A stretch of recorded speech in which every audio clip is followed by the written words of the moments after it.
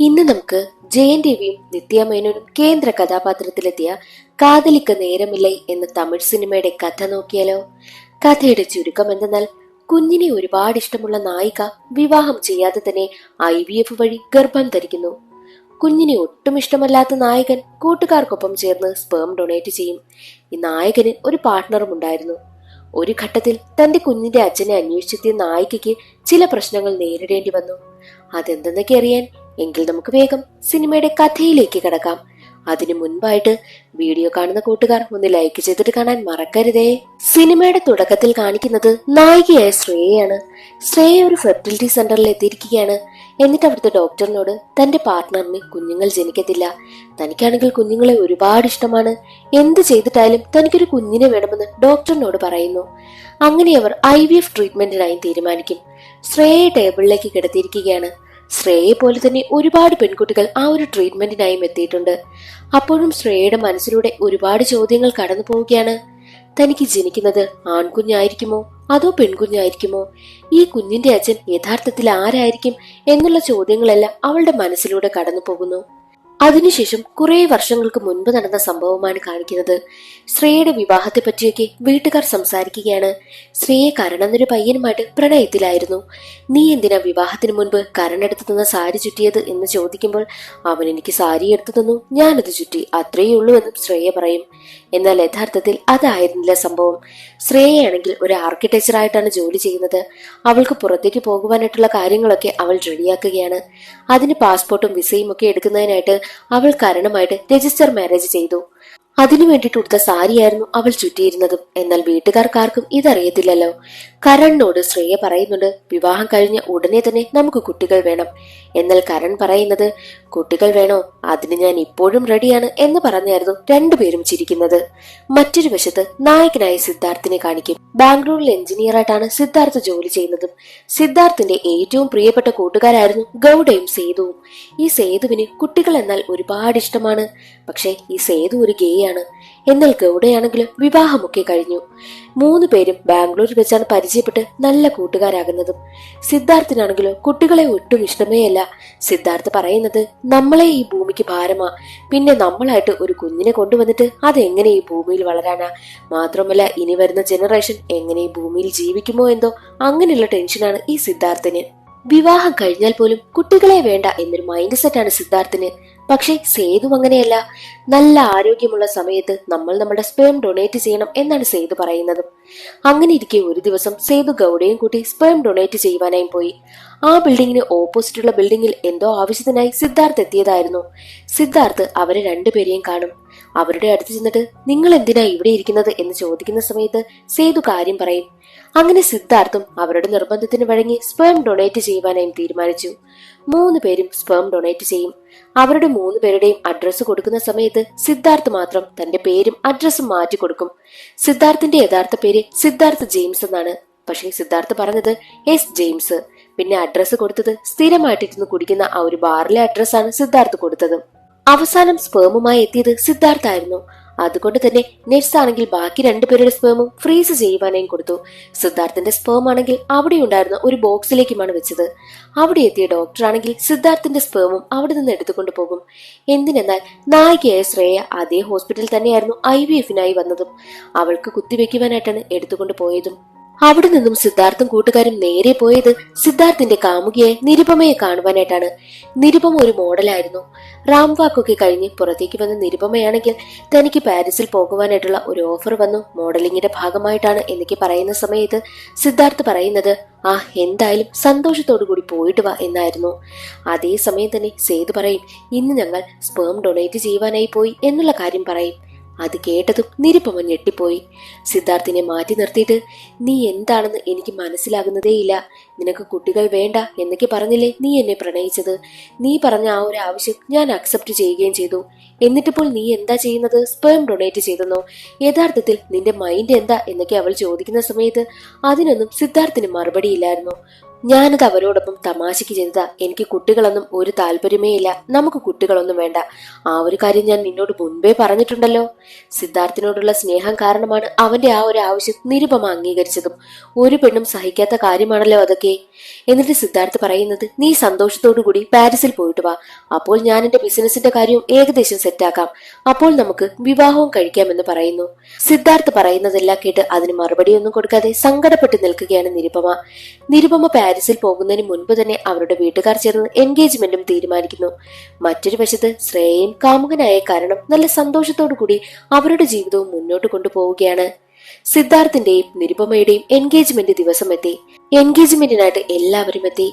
Engagement നടക്കേണ്ട സമയവുമായി. പക്ഷേ നിരുപമയെ കാണുന്നില്ല. അവളെ വിളിച്ചിട്ട് കിട്ടുന്നതുമില്ല. അവളുടെ വീട്ടിൽ നിന്ന് പോലും ഒരാളും വന്നിട്ടേയില്ല. ആകെ ടെൻഷനിലിരിക്കുകയായിരുന്നു സിദ്ധാർത്ഥ്. അതേസമയം നിരുപമയുടെ അച്ഛനും അമ്മയും അവിടേക്ക് വരും. നിരുപമയെ ഫോണിൽ വിളിച്ചിട്ട് കിട്ടുന്നില്ല. രാവിലെ മുതൽ അവൾ വീട്ടിലുമില്ല എന്നായിരുന്നു അച്ഛനും അമ്മയും പറഞ്ഞത്. അത് കേട്ട് ഞെട്ടി നിൽക്കുകയാണ് സിദ്ധാർത്ഥ്. ബാക്കിയുള്ളവരുടെ എല്ലാവരുടെ മുന്നിൽ നാണം കിട്ടുപോയവൻ. മറ്റൊരു വശത്ത് ശ്രേയയാണെങ്കിൽ തന്റെ കാമുകനായ കരണിനെ കാണുവാനായിട്ട് സർപ്രൈസ് ആയിട്ട് ഒരു വൈനും വാങ്ങി അവന്റെ ഓഫീസിലേക്ക് വന്നു. എന്നാൽ അവിടെ വെച്ച് ശ്രേയെ കണ്ട കാഴ്ച മറ്റൊന്നായിരുന്നു. ശ്രേയയുടെ പ്രിയപ്പെട്ട കാമുകൻ മറ്റൊരു പെൺകുട്ടിയുമായി ഇരിക്കുന്നത്. അവർ തമ്മിൽ റിലേഷനിലായിരുന്നു. അത് കണ്ടതും ദേഷ്യം വന്ന ശ്രേയയാണെങ്കിൽ ആ വൈൻ ബോട്ടിൽ അവിടെ എറിഞ്ഞു പൊട്ടിച്ചിട്ടാണ് അവിടെ നിന്ന് പോകുന്നതും. ഒരു വശത്ത് സിദ്ധാർത്ഥ് ബ്രേക്കപ്പ് ആയിരിക്കുന്നു, മറ്റൊരു വശത്ത് ശ്രേയ ബ്രേക്കപ്പ് ആയിരിക്കുന്നു. രണ്ടുപേരും വല്ലാത്തൊരു മാനസികാവസ്ഥയിലിരിക്കുന്നു. എന്നാൽ സിദ്ധാർത്ഥിനാണെങ്കിൽ എങ്ങനെയെങ്കിലും പുതിയൊരു ബിസിനസ് ആരംഭിക്കണം, തന്റെ കരിയറിൽ ഗ്രോത്ത് കൊണ്ടുവരണം എന്നാണ് പ്ലാൻ. മറ്റൊരു വശത്ത് ശ്രേയയ്ക്കാണെങ്കിൽ കരണിനെ രജിസ്റ്റർ മാരേജ് ചെയ്തു പോയി. അതെങ്ങനെയെങ്കിലും ഇല്ലാതാക്കണം, തനിക്ക് നല്ലൊരു ജീവിതം വേണം എന്നൊക്കെ അവൾ ചിന്തിക്കുന്നു. അങ്ങനെ ആ ഒരു സങ്കടത്തിലിരിക്കുന്ന ശ്രേയയും കൂട്ടി അവളുടെ കൂട്ടുകാരിയാണെങ്കിൽ ഒരു ബർത്ത്ഡേ ഫംഗ്ഷന് പോകും. അവിടെ ഒരു കുഞ്ഞിനെ ശ്രേയ എടുത്ത് കളിപ്പിക്കുകയുണ്ടായി. കുഞ്ഞിനെ കണ്ടതും അവളുടെ മനസ്സിൽ വലിയൊരു മാറ്റമുണ്ടാകുന്നു. എന്തെന്നാൽ തനിക്കും ഒരു കുഞ്ഞു വേണം. പക്ഷേ അതിന് ആണിന്റെ സഹായം വേണ്ട. ആണുങ്ങൾ ആരെയും തനിക്ക് വിശ്വാസവുമില്ല. എങ്ങനെയെങ്കിലും ഒരു കുഞ്ഞു വേണമെന്ന ആഗ്രഹം അവളുടെ മനസ്സിൽ വളർന്നു വന്നുകൊണ്ടേയിരുന്നു. ഉടനെ തന്നെ അവൾ ഒരു ഫെർട്ടിലിറ്റി സെന്ററിലേക്കും പോകും. എന്നിട്ട് ഡോക്ടറിനോട് ആ ഒരു ആവശ്യം പറയും. തനിക്കൊരു കുഞ്ഞു വേണം, പക്ഷേ അതിന് ആണിന്റെ സഹായം വേണ്ട. ആണുങ്ങൾ ആരും തനിക്ക് വിശ്വാസമേ ഇല്ല എന്ന് ഡോക്ടറിനോട് പറഞ്ഞു. IVF ട്രീറ്റ്മെന്റ് ചെയ്താലോ എന്ന് ശ്രേയ ചോദിക്കുന്ന സമയത്ത് വിവാഹം കഴിക്കാത്തൊരു പെൺകുട്ടിക്ക് IVF ചെയ്തു കൊടുക്കാനാകില്ല എന്നായിരുന്നു ഡോക്ടർമാരുടെ മറുപടിയും. വേറെ വഴിയില്ലാതെ കരണിന്റെ സഹായം തേടുവാനായും ശ്രേയ തീരുമാനിച്ചു.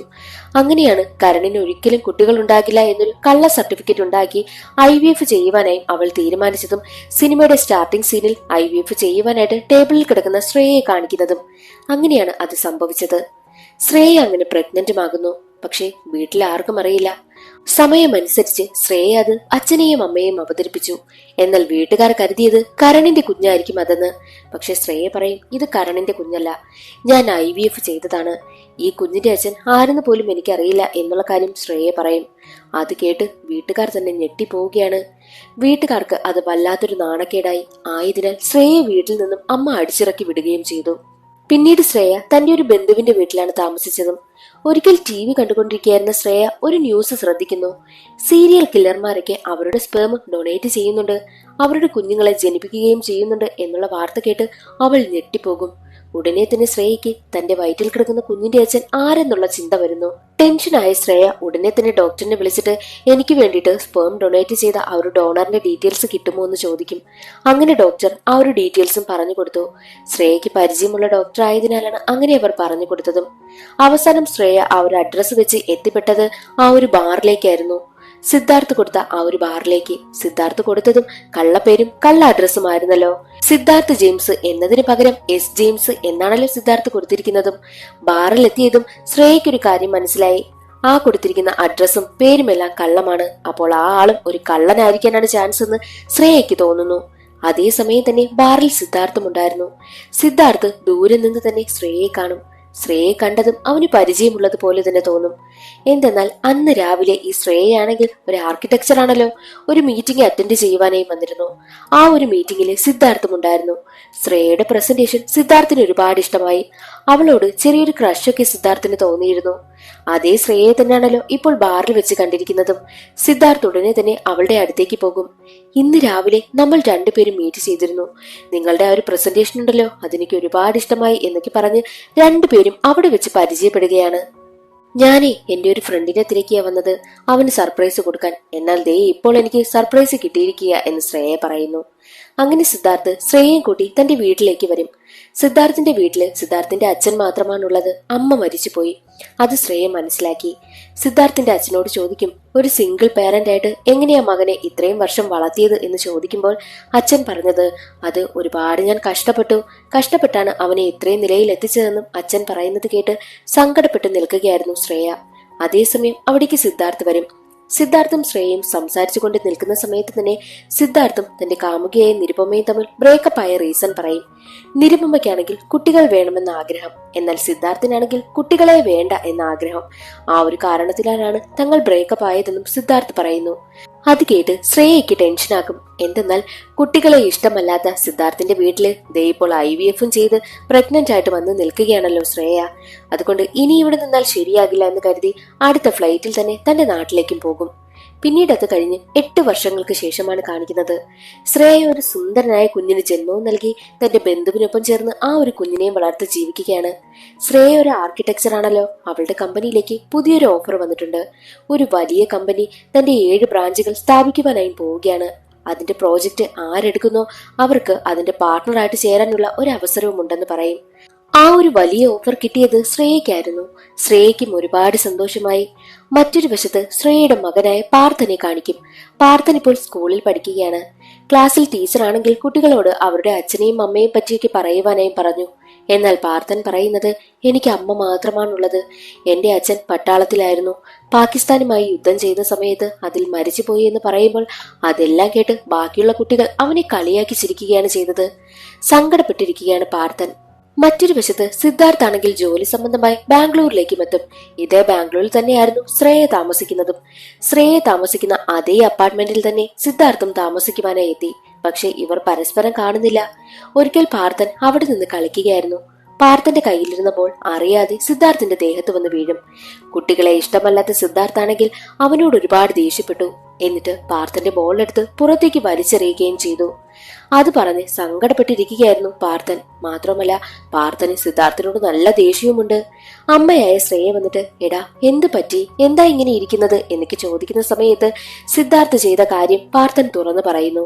എന്നാൽ സിദ്ധാർത്ഥാണെന്ന് ശ്രേയയ്ക്ക് അറിയത്തില്ലല്ലോ. ആരാത്, നമുക്ക് പോയി ചോദിക്കാമെന്ന് പറഞ്ഞ് ഉടനെ തന്നെ പാർത്ഥനെയും കൂട്ടി സിദ്ധാർത്ഥിന്റെ ഫ്ളാറ്റിലേക്ക് വന്നു. കതക് തുറന്നപ്പോൾ ശ്രേയ ഞെട്ടി. ദേ നിൽക്കുന്നു തന്റെ പഴയ ഫ്രണ്ടായ സിദ്ധാർത്ഥ്.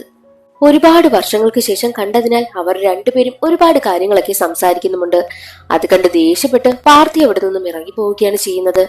അടുത്ത ദിവസം വിശ്വമിത്ര കമ്പനിയുടെ മീറ്റിംഗിന് വേണ്ടിയിട്ട് ശ്രേയ പോവുകയായിരുന്നു. അതേ കമ്പനി മീറ്റിംഗിന് തന്നെ സിദ്ധാർത്ഥും എത്തിയിരുന്നു. അതിൽ ആർക്കിടെക്ചർ ആകുന്ന ആൾക്ക് പാർട്ട്ണർ ആകാനുള്ള അവസരവും കൊടുക്കുന്നു എന്ന് പറഞ്ഞില്ലേ. അപ്പോൾ ശ്രേയയുടെ കമ്പനിയിൽ നിന്നും സെലക്ട് ചെയ്തത് ശ്രേയയായിരുന്നു. അതുപോലെ തന്നെ സിദ്ധാർത്ഥിന്റെ കമ്പനിയിൽ നിന്നും സെലക്ട് ചെയ്തത് സിദ്ധാർത്ഥിനെയുമായിരുന്നു. പല പല കമ്പനിയിൽ നിന്നും ഒരുപാട് പേരും എത്തിയിട്ടുണ്ട്. സിദ്ധാർത്ഥിനെ കണ്ട ശ്രേയ മനസ്സിലാക്കും, ഓ അപ്പോൾ നമ്മൾ തമ്മിലാണല്ലേ ഇനി മത്സരം എന്ന് അവൾ ചിന്തിക്കും. എങ്ങനെയും ആ ഒരു ഓഫർ നേടിയെടുക്കണമെന്നാണ് ശ്രേയയുടെ മനസ്സിൽ. ശ്രേയയാണെങ്കിൽ സിദ്ധാർത്ഥിനെയും കൂട്ടി കോഫി ഷോപ്പിലേക്ക് വരും. എന്നിട്ട് അവർ ആ ഒരു കാര്യത്തിനെ പറ്റിയൊക്കെ സംസാരിക്കുന്നുണ്ട്.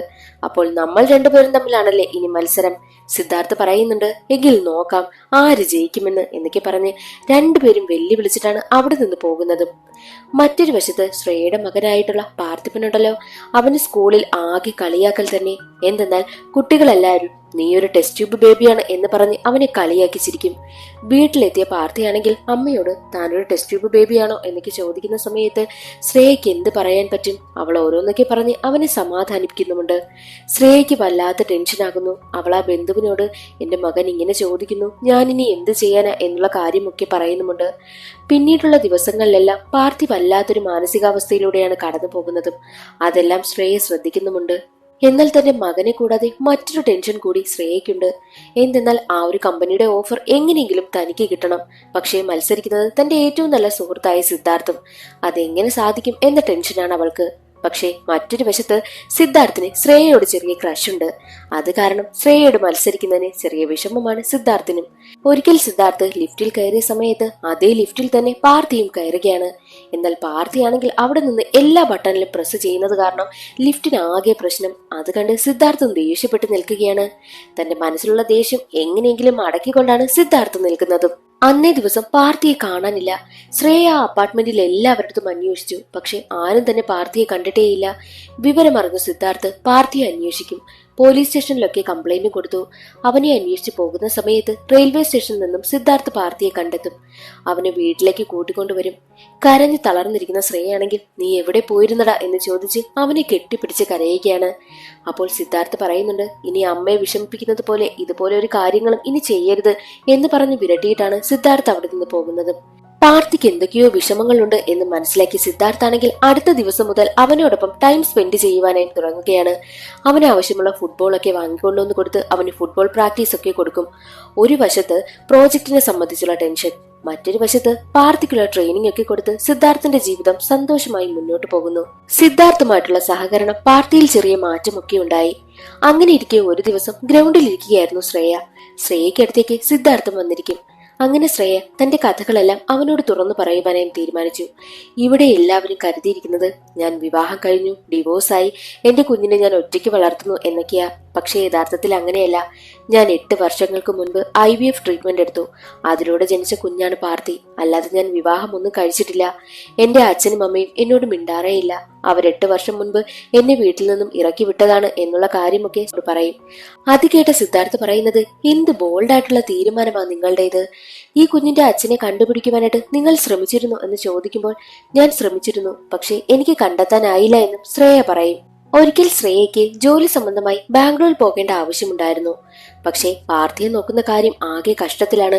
എന്തെന്നാൽ ശ്രേയയുടെ ബന്ധുവിന് സുഖമില്ലാതെ കിടക്കുന്നു. വിവരമറിഞ്ഞ സിദ്ധാർത്ഥ്, ഞാനും ബാംഗ്ലൂരിലേക്ക് പോവുകയാ, നിങ്ങളും കൂടി എന്നോടൊപ്പം വാ, നമുക്ക് 3 പേർക്കും കൂടി പോകാമെന്ന് പറഞ്ഞ് ശ്രേയയും പാർത്തിയും കൂട്ടി സിദ്ധാർത്ഥ് ബാംഗ്ലൂരിലേക്കും പോയി. അന്നേ ദിവസം ശ്രേയ താമസിച്ചത് സിദ്ധാർത്ഥിന്റെ വീട്ടിലായിരുന്നു. അവിടെ വെച്ച് പാർത്തിയും സിദ്ധാർത്ഥിന്റെ അച്ഛനും നല്ല കമ്പനിയാവുകയും ചെയ്യുന്നു. എന്നാൽ മറ്റൊരു വശത്ത് സിദ്ധാർത്ഥിന്റെ കൂട്ടുകാരനായ ഗൗഡയാണെങ്കിൽ നിരുപമയെ കാണുകയാണ്. നിന്നെ കാരണം ഇന്നും വിവാഹം കഴിക്കാതെ ജീവിക്കുകയാണ് സിദ്ധാർത്ഥ് എന്നൊക്കെ നിരുപമയോട് അവൻ പറയുന്നു. അടുത്ത ദിവസം തന്നെ നിരുപമയാണെങ്കിൽ സിദ്ധാർത്ഥിനെ കാണുവാനായിട്ട് ഗൗഡയോടൊപ്പം സിദ്ധാർത്ഥിന്റെ വീട്ടിലേക്കും എത്തി. നിരുപമയെ കണ്ടതും സിദ്ധാർത്ഥിന് വലിയ ഫീലിങ്സ് ഒന്നുമില്ല. കാരണം അവനെ ചതിച്ചിട്ട് പോയതല്ലേ അവൾ.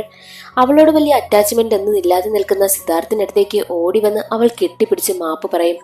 അന്നത്തെ ആ ഒരു അവസ്ഥയിൽ ഞാൻ അങ്ങനെ ചെയ്തു പോയതാ, എനിക്ക് നിന്നെ ഇപ്പോഴും ഒരുപാട് ഇഷ്ടമാണ്, നീ ഇപ്പോഴും വിവാഹം കഴിക്കാതെ നിൽക്കുന്നെന്ന് ഗൗഡ പറഞ്ഞ് ഞാൻ അറിഞ്ഞു എന്ന് പറഞ്ഞാണ് അവൾ കെട്ടിപ്പിടിച്ച് കരയുന്നതും. എന്നാൽ അതെല്ലാം ശ്രേയ ശ്രദ്ധിക്കുന്നുണ്ടായിരുന്നു. ശ്രേയയ്ക്കാണെങ്കിൽ അതൊട്ടും ഇഷ്ടമാകുന്നതേയില്ല. നിരുപമയും അവരോടൊപ്പം അവിടെ കൂടുകയാണ്. അന്നേ ദിവസം തന്നെ പാർത്തി സിദ്ധാർത്ഥിനടുത്തെത്തിയിട്ട് എനിക്ക് ഫുട്ബോൾ ടീമിൽ സെലക്ഷൻ കിട്ടി. അത് കേട്ട് സിദ്ധാർത്ഥിനും ഒരുപാട് സന്തോഷമായി.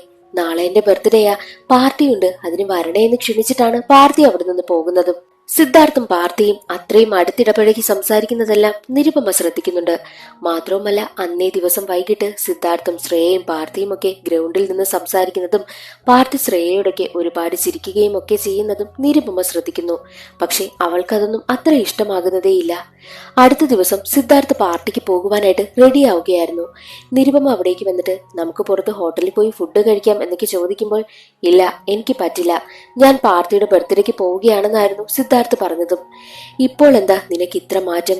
നിന്റെ സ്വഭാവത്തിൽ ഈ ഒരു ചേഞ്ച് ഞാൻ കണ്ടിട്ടേയില്ല. നിനക്ക് പ്രണയം വരുമ്പോഴാണ് നിനക്ക് ഇങ്ങനത്തെ മാറ്റങ്ങളൊക്കെ വരുന്നത്. സത്യം പറ, നീ ശ്രേയയെ പ്രണയിക്കുന്നുണ്ടോ എന്ന് ചോദിക്കുമ്പോൾ അതിനൊന്നും മറുപടി കൊടുക്കാതെ സിദ്ധാർത്ഥ് അവിടെ നിന്ന് പോകുന്നു. എന്നാൽ നിരുപമയ്ക്ക് കാര്യം മനസ്സിലായി, സിദ്ധാർത്ഥിന് അവളെ ഇഷ്ടമാണെന്ന്. നിരുപമ പിന്നീട് അവിടെ താമസിക്കുവാനായി കൂട്ടാക്കിയില്ല. അവൾ അവളുടെ സാധനവും എടുത്ത് അവിടെ നിന്ന് പോകും. അങ്ങനെ സിദ്ധാർത്ഥ് പാർട്ടിക്കെത്തി. ബർത്ത്ഡേ പാർട്ടിക്കെത്തിയ സിദ്ധാർത്ഥിനെ കണ്ട് പാർത്തിക്ക് ഒരുപാട് സന്തോഷമായി. പാർത്തിയുടെ സന്തോഷം കാണുന്ന ശ്രേയയുടെ ബന്ധു ചോദിക്കും, സിദ്ധാർത്ഥിനെ കണ്ടപ്പോൾ പാർത്തിയുടെ സന്തോഷം കണ്ടില്ലേ, നിങ്ങൾക്ക് 2 പേർക്കും അങ്ങ് വിവാഹം കഴിച്ചൂടെ എന്ന് ചോദിക്കുന്ന സമയത്ത് ശ്രേയ പറഞ്ഞത് അതൊന്നും ഒരിക്കലും നടക്കത്തില്ല, സിദ്ധാർത്ഥിന് വേറെ ഗേൾഫ്രണ്ട് ഉണ്ട് എന്നായിരുന്നു പറഞ്ഞതും. സിദ്ധാർത്ഥ് നേരെ വാഷ്റൂമിലേക്ക് പോയി. ശ്രേയയുടെ റൂമിലുള്ള വാഷ്റൂമിലേക്കാണ് പോയതും. സിദ്ധാർത്ഥ് അവിടെ വെച്ച് ശ്രേയയുടെ ലാപ്ടോപ്പ് കാണുന്നു. അതിൽ അവളുടെ ആ ഒരു പ്രോജക്റ്റ് സംബന്ധിച്ച കാര്യമാണ് കണ്ടത്.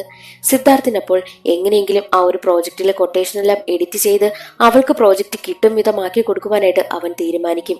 അതിനു വേണ്ടിയിട്ടുള്ള കാര്യങ്ങളൊക്കെ അവൻ എഡിറ്റ് ചെയ്തുകൊണ്ട് നിൽക്കുന്ന സമയം തന്നെ ശ്രേയ റൂമിലേക്ക് വന്നു. ശ്രേയ ഉടനെ തന്നെ സിദ്ധാർത്ഥിനെ തെറ്റിദ്ധരിച്ചു. ഇതിനു വേണ്ടിയിട്ടാണോ നിങ്ങൾ എന്റെ മകനുമായി കൂട്ടുകൂടിയത്? ഈ ഒരു പ്രോജക്റ്റ് നിങ്ങൾക്ക് തട്ടിയെടുക്കുവാൻ വേണ്ടിയിട്ടല്ലേ, എന്റെ കൊട്ടേഷൻ എന്തെന്ന് അറിയുവാൻ വേണ്ടിയിട്ടല്ലേ എന്നൊക്കെ പറഞ്ഞ് ശ്രേയ വല്ലാതെ ബഹളമുണ്ടാക്കും. സിദ്ധാർത്ഥാണെങ്കിൽ ഒന്നും മിണ്ടാതെ അവിടെ നിന്ന് ഇറങ്ങിപ്പോവുകയാണ് ചെയ്യുന്നതും. സിദ്ധാർത്ഥ് എത്രത്തോളം അവളെ പറഞ്ഞു മനസ്സിലാക്കുവാനായി ശ്രമിക്കുമെങ്കിലും ഒന്നും നടക്കുന്നതേയില്ല. ശ്രേയ വല്ലാതെ ദേഷ്യത്തിലും. ശ്രേയയോട് സിദ്ധാർത്ഥിന് ഒരു ചെറിയ ഇഷ്ടമൊക്കെ ഉണ്ടല്ലോ. അതുകൊണ്ട് തന്നെ ശ്രേയയുടെ ആ പ്രവൃത്തി ഇഷ്ടമാകാത്ത സിദ്ധാർത്ഥാണെങ്കിൽ തന്റെ അപ്പാർട്ട്മെന്റിൽ നിന്ന് തന്നെ താമസം മാറി ബാംഗ്ലൂരിലേക്ക് പോകും. അടുത്ത ദിവസം കമ്പനിയിലെത്തി ശ്രേയ ഒരു കാര്യം അറിയുകയാണ്. സിദ്ധാർത്ഥ് ആ ഒരു പ്രോജക്റ്റിൽ നിന്നും പിന്മാറി. അതിന്റെ കൊട്ടേഷൻ എല്ലാം ശ്രേയയുടെ കമ്പനിക്ക് വിട്ടുകൊടുത്തിരിക്കുകയാണ് എന്നാണ് അറിഞ്ഞതും. അപ്പോൾ സിദ്ധാർത്ഥ് തന്നെ സഹായിക്കുവാൻ വേണ്ടിയിട്ടാണ് അങ്ങനെ ചെയ്തതെന്നും ശ്രേയയ്ക്ക് മനസ്സിലായി. താൻ എന്ത് തെറ്റാ കാണിച്ചതെന്ന കുറ്റബോധത്തിലിരിക്കുകയായിരുന്നു ശ്രേയ. അതേസമയം വീട്ടിലെത്തിയ ശ്രേയയാണെങ്കിൽ പാർത്തിയെ കാണാനില്ല എന്ന വിവരം അറിയുന്നു. അവൾ അവിടെയെല്ലാം അന്വേഷിച്ചു, പക്ഷെ പാർത്തിയെ കാണുന്നില്ല. സിദ്ധാർത്ഥിനെ വിളിക്കാമെന്ന് കരുതിയ ശ്രേയയുടെ മനസ്സിലെ കുറ്റബോധം അതിന് സമ്മതിച്ചില്ല. എന്നാൽ പാർത്തി എവിടെയാണ് പോയിരിക്കുന്നതെന്നാൽ ബാംഗ്ലൂരിൽ ഫുട്ബോൾ ടൂർണമെന്റിന് പങ്കെടുക്കുവാനായിട്ടാണ് പോയിരിക്കുന്നതും സിദ്ധാർത്ഥും അവിടെ ഉണ്ടായിരുന്നു. സിദ്ധാർത്ഥിനൊപ്പമാണ് ഇപ്പോൾ പാർത്തിയുള്ളതും. വിവരമറിഞ്ഞ ശ്രേയയാണെങ്കിൽ ബാംഗ്ലൂരിലേക്ക് പോകും. അവിടെ വെച്ച് സിദ്ധാർത്ഥിനെ കാണുകയാണ്. താൻ ചെയ്തുപോയ തെറ്റിന് അവനോട് മാപ്പും ചോദിക്കുന്നു. എന്നാൽ സിദ്ധാർത്ഥ പറയുന്നത്, നിന്നെ കണ്ടതിന് ശേഷമാണ് ജീവിതത്തിൽ എത്രമാത്രം ധൈര്യത്തോടു കൂടി ജീവിക്കണമെന്ന് എനിക്ക് മനസ്സിലായത്. എന്ത് സ്വന്തമായി നേരിടണം എന്നുള്ള കാര്യമൊക്കെ എനിക്ക് മനസ്സിലായത്. നീ അത്രയ്ക്കും ബോൾഡായിട്ടുള്ള ഒരു സ്ത്രീയാണ്. എനിക്ക് ജോലി ഉപേക്ഷിക്കാനുള്ള ഏറ്റവും വലിയ ധൈര്യം നീയാണ്. നിന്നെ കണ്ടതിനു ശേഷമാണ് ആ ഒരു ധൈര്യം എനിക്ക് വന്നതും. 8 വർഷമായി ഞാൻ അതിനെപ്പറ്റി ചിന്തിക്കുന്നു, പക്ഷെ ഇതുവരെയും നടന്നില്ല. ഒരു സ്പേം ഡോണറിന് നീ പ്രഗ്നന്റ് ആയി, നീ ഒരു കുഞ്ഞിനെ വളർത്തി ധൈര്യമായി ജീവിക്കുന്നു. നിന്നെ കണ്ടതിനു ശേഷമാ എനിക്ക് ധൈര്യം വന്നത് തന്നെ. നിന്നെയും ഭാരതിയെയും കാണാതെ എനിക്ക് ജീവിക്കാനാകത്തില്ല. ഞാൻ ഒറ്റയ്ക്കൊരു ഫേമൊക്കെ ആരംഭിച്ചതിന് ശേഷം നിങ്ങളെ കാണാൻ വരാമെന്ന കരുതിയത്. എനിക്ക് നിന്നെ ഒരുപാട് ഇഷ്ടമാണെന്ന് പറഞ്ഞ് സിദ്ധാർത്ഥ് തന്റെ പ്രണയം ശ്രേയയോട് തുറന്നു പറഞ്ഞു. അവർ രണ്ടുപേരും വിവാഹം കഴിക്കുവാനായും തീരുമാനിച്ചു. സിദ്ധാർത്ഥിന്റെ ആ ഒരു പ്രപ്പോസൽ ശ്രേയ അക്സെപ്റ്റും ചെയ്തു. കുറച്ചു നാളുകൾ കഴിഞ്ഞ് സിദ്ധാർത്ഥിന്റെ ഫ്രണ്ടായ സേതുവാണെങ്കിൽ തനിക്ക് ഏറ്റവും അനുയോജ്യനായ ഒരു പാർട്ട്ണറിനെ കണ്ടെത്തിയിരിക്കുന്നു. മാത്രമല്ല സേതുവിന്റെ സ്പേം ഉപയോഗിച്ച് IVF വഴി അവർക്കൊരു കുഞ്ഞും ജനിച്ചിരിക്കുകയാണ്. അങ്ങനെ അവർ രണ്ടുപേരും വിവാഹം കഴിക്കുവാൻ പോകുന്ന സമയം ആ വിവാഹത്തിന് പങ്കെടുക്കുവാനായിട്ട് സിദ്ധാർത്ഥും ശ്രേയയും പാർത്ഥിയും ഒക്കെ ഉണ്ടായിരുന്നു. അപ്പോൾ അവിടെ വെച്ച് സേതു സിദ്ധാർത്ഥിനോട് പറയും, ആ IVF ബാങ്കില്ലേ, അവിടെ വെച്ച് നമ്മുടെ സ്പേം എല്ലാം കൊളാപ്സായി, ഞാനാ പോയി കറക്റ്റ് ചെയ്ത് കൊടുത്തത് എന്ന് പറയുമ്പോൾ അത് കേട്ട ശ്രേയയാണെങ്കിൽ ഏത് സ്പേമിന്റെ കാര്യമാണ് നിങ്ങൾ പറയുന്നത് എന്ന് ചോദിക്കുമ്പോൾ അതൊന്നും ഒന്നുമില്ല, അവൻ വെറുതെ പറഞ്ഞതാന്ന് പറഞ്ഞ് ആ ഒരു വിഷയം അവിടെ ഒഴിവാക്കി വിടുകയാണ് സിദ്ധാർത്ഥ്. അവസാനം വരെ പാർത്ഥ് തന്റെ കുഞ്ഞാണെന്ന് സിദ്ധാർത്ഥ് അറിയുന്നതേയില്ല. അതൊന്നും അറിയാതെ സ്വന്തം കുഞ്ഞിനെ പോലെയാണ് സിദ്ധാർത്ഥ് അവനെ വളർത്തുവാനായും തീരുമാനിക്കുന്നതും. അതോടുകൂടി സിനിമയുടെ കഥ അവിടെ അവസാനിക്കുകയാണ്. ഇന്നത്തെ ഈ ഒരു വീഡിയോ എല്ലാവർക്കും ഇഷ്ടമായി എന്ന് കരുതുന്നു. നിങ്ങളുടെ അഭിപ്രായങ്ങൾ കമന്റ് ചെയ്യാൻ മറക്കരുതേ. ചാനൽ ഇഷ്ടമായാൽ സബ്സ്ക്രൈബ് ചെയ്യാനും മറക്കരുതേ. അടുത്തൊരു വീഡിയോയിൽ കാണാം. അതുവരെ എല്ലാവർക്കും ബൈ.